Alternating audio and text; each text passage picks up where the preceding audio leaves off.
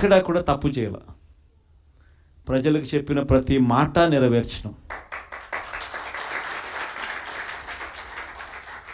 Manifesto అన్నది మామూలుగా రాజకీయ నాయకులకు మేనిఫెస్టో ఇస్తారు, ఎన్నికలు అయిపోయిన తర్వాత దాన్ని చెత్తబుట్టలో వేసే పరిస్థితి నుంచి మేనిఫెస్టో అన్నది ఒక డెఫినిషన్ ఇచ్చి, మేనిఫెస్టో అన్నది నిజంగా ఒక బైబిల్ అని, ఒక ఖురాన్ అని, ఒక భగవద్గీత అని ఒక డెఫినిషన్ దానికి ఇచ్చి మొట్టమొదటి రోజు నుంచి కూడా కారణాలు చెప్పకుండా, కారణాలు వెతుక్కోకుండా, కారణాలు చెప్పాల్సి వస్తే కనుక మన ప్రభుత్వంలో మనకున్న కష్టాలు బహుశా ఎక్కడ ఎప్పుడు చూసిండం. ఎప్పుడు చూడని కోవిడ్ లాంటి సమస్యలు కూడా ఎదుర్కొన్నాం. అది కూడా 2 ఏళ్ళు, అది కూడా 2 సంవత్సరాలు కోవిడ్ లాంటి సమస్యలు ఎదుర్కొన్నాం. కానీ ఎప్పుడు కూడా ఒకటే చెప్పా, మనోళ్ళు ప్రజలు ఓటేశారు, మనం ఎన్నికలప్పుడు మేనిఫెస్టో రిలీజ్ చేసినాం, మనం ఇచ్చిన మాట మరో 30 సంవత్సరాల పాటు మన బాటను నిర్దేశిస్తుంది అని చెప్పి అని ఎప్పుడూ కంప్లైంట్ అనేది ఎక్కడ చేయాల. పలానోడు అది చేశాడు, పలానోడు ఇది చేశాడు అని చెప్పి ఎప్పుడు కారణాలు వెతుక్కోలే. పలాని సమస్యలు ఉన్నాయని చెప్పి ఏ పొద్దు కారణం చెప్పాల. ఎప్పుడూ కూడా ముఖాన ఎప్పుడు చిక్కటి చిరునవ్వే చూపించాం. ఆ చిక్కటి చిరునవ్వుల మధ్య ప్రజలకు మేనిఫెస్టోలో చెప్పిన ప్రతి హామీని కూడా ఇంతవరకు రాష్ట్ర చరిత్రలో ఎప్పుడు జరగలేదేమో. బడ్జెట్ కన్నా ముందే బడ్జెట్ ప్రవేశపెట్టేటప్పుడే ఒక క్యాలెండర్ రిలీజ్ చేసి, ఆ క్యాలెండర్లో ఇదిగో ఈ నెల ఈ పథకం ఇస్తాం, ఇదిగో ఈ నెల ఈ పథకం ఇస్తాం, ఇదిగో ఈ నెల ఈ పథకం ఇస్తామని చెప్పి పథకాలన్నీ సంవత్సరం పొడుగునా ఏ పథకం ఏ నెలలో ఇస్తామని చెప్పడమే కాకుండా ఆ నెలలో బటన్లు నొక్కి నేరుగా పథకాలు ఇచ్చిన పరిస్థితి బహుశా దేశ చరిత్రలో ఎప్పుడు జరిగింది.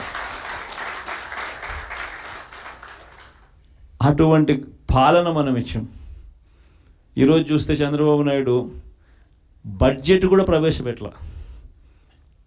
మొట్టమొదటిసారి చూస్తూ ఉన్నాం రాష్ట్రంలో, తొలిసారిగా ఎప్పుడూ దేశ చరిత్రలో జరగల, రాష్ట్ర చరిత్రలో ఎప్పుడు చూడల, రెగ్యులర్ బడ్జెట్ ప్రవేశపెట్టల ఇంతవరకు రాష్ట్రంలో.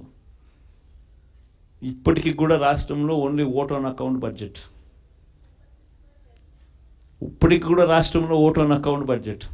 ఎందుకనంటే ఆ బడ్జెట్ ప్రవేశపెట్టినప్పుడు ఆ పొద్దుల్లో దీనికి ఈ స్కీమ్కి ఎంత, ఈ స్కీమ్కి ఎంత, ఈ స్కీమ్కి ఎంత, ఈ స్కీమ్కి ఎంత అని చెప్పాలా.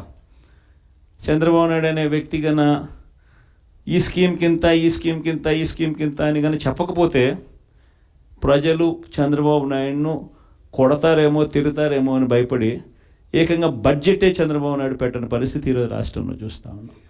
మనమేమో మన ప్రభుత్వంలో ఏకంగా ముందే క్యాలెండర్ ఇచ్చి ఈ నెల ఈ పథకం, ఈ నెల ఈ పథకం, ఈ నెల ఈ పథకం అని చెప్పి మరీ ఇంప్లిమెంట్ చేసిన పరిస్థితి మందైతే. జగన్ ఏమో పలావ్ పెట్టినాడు, చంద్రబాబు నాయుడు ఏమో బిర్యానీ పెడతానన్నాడు.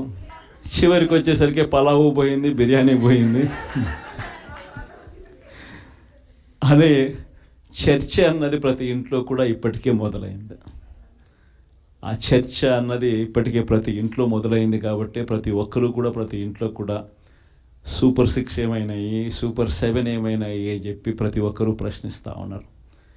ఒకవైపున ఇచ్చిన వాగ్దానాలు ఏవి కూడా అమలు కాకపోగా, మరోవైపున పూర్తిగా చదువులైతే పూర్తిగా దెబ్బతిన్న పరిస్థితులు కనిపిస్తూ ఉన్నాయి. విద్యా దీవెన పోయింది, వసతి దీవెన పోయింది, పిల్లలకు ఫీజు రీయింబర్స్మెంట్ కూడా అందని పరిస్థితి లేకపోతుంది. ఇంగ్లీష్ మీడియం చదువులు అటకెక్కాయి. టోఫుల్ అన్నది గాలికి ఎగిరిపోయింది. గోరుముద్ద అన్నది రోజుకొక మెనూతో పెట్టే పరిస్థితి నుంచి ఈరోజు అలాంటి గోరుముద్ద అనే కార్యక్రమం కూడా నీరుగార్చే పరిస్థితి లేకపోయింది. వైద్య రంగం తీసుకున్న అదే పరిస్థితి. ఆరోగ్య ఆసరా అటకెక్కింది. అన్ని వైద్య రంగంలో కూడా అదే మాదిరిగానే జరుగుతూ ఉన్నా. వ్యవసాయం నేను చెప్పాల్సిన పనుల, పెట్టుబడి సహాయం దేవుడు ఎరుగు, ఉచిత ఇన్సూరెన్స్ ఎగిరిపోయింది, పెట్టుబడి సహాయం పోయింది, ఈ క్రాప్ కూడా సరిగ్గా చేయలేని పరిస్థితులు కనిపిస్తూ ఉన్నాయి.